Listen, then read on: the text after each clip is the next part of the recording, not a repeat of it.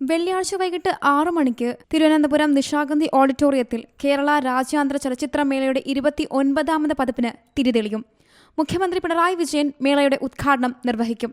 ചൈനയുടെ പ്രത്യേക ഭരണമേഖലയായ ഹോങ്കോങ്ങിൽ നിന്നുള്ള സംവിധായിക ആൻ ഹുയിക്കാണ് ഇത്തവണത്തെ ലൈഫ് ടൈം അച്ചീവ്മെന്റ് അവാർഡ്. 10 ലക്ഷം രൂപയും പ്രശസ്തി പത്രവും അടങ്ങുന്ന പുരസ്കാരം ഉദ്ഘാടന ചടങ്ങിനു ശേഷം മുഖ്യമന്ത്രി സമ്മാനിക്കും. മന്ത്രിമാരും MLA മാരും മേയറും ജില്ലാ പഞ്ചായത്ത് പ്രസിഡന്റും ഉൾപ്പെടെയുള്ള ജനപ്രതിനിധികളും 100ഓളം വരുന്ന ചലച്ചിത്ര രംഗത്തെ പ്രതിഭകളും ഉദ്ഘാടന ചടങ്ങിനെ സമ്പന്നമാക്കും.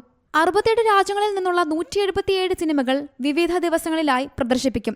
അന്താരാഷ്ട്ര മത്സര വിഭാഗത്തിൽ 14 സിനിമകളും മലയാള സിനിമ ടുഡേ വിഭാഗത്തിൽ 12 ചിത്രങ്ങളും ഇന്ത്യൻ സിനിമ നൗ വിഭാഗത്തിൽ 7 സിനിമകളും പ്രദർശിപ്പിക്കും.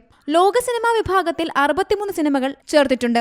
മുൻനിര മേളകളിൽ പ്രേക്ഷകപ്രീതി നേടിയ 13 ചിത്രങ്ങൾ അടങ്ങിയ ഫെസ്റ്റിവൽ ഫേവറേറ്റ്സ് മേളയുടെ പ്രധാന ആകർഷണമായിരിക്കും. 13,000-ലധികം ഡെലിഗേറ്റുകൾ മേളയിൽ പങ്കെടുക്കും. ഇന്ത്യൻ സംവിധായക പായൽ കപാഡിയയ്ക്കുള്ള സ്പിരിറ്റ് ഓഫ് സിനിമ പുരസ്കാരം ഡിസംബർ 20 നടക്കുന്ന സമാപന ചടങ്ങിൽ മുഖ്യമന്ത്രി സമ്മാനിക്കും. തിയേറ്ററുകളിൽ ആകെ സീറ്റിന്റെ 70% റിസർവേഷൻ ചെയ്തവർക്കും 30% റിസർവേഷൻ ഇല്ലാത്തവർക്കുമാണ് അനുവദിച്ചിട്ടുള്ളത്.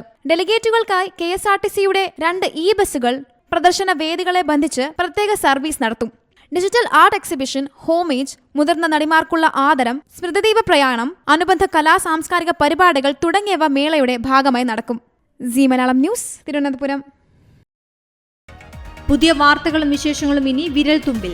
എല്ലാ ഡിജിറ്റൽ പ്ലാറ്റ്ഫോമുകളിലും ഇപ്പോൾ സീ മലയാളം ന്യൂസ് ലഭ്യം.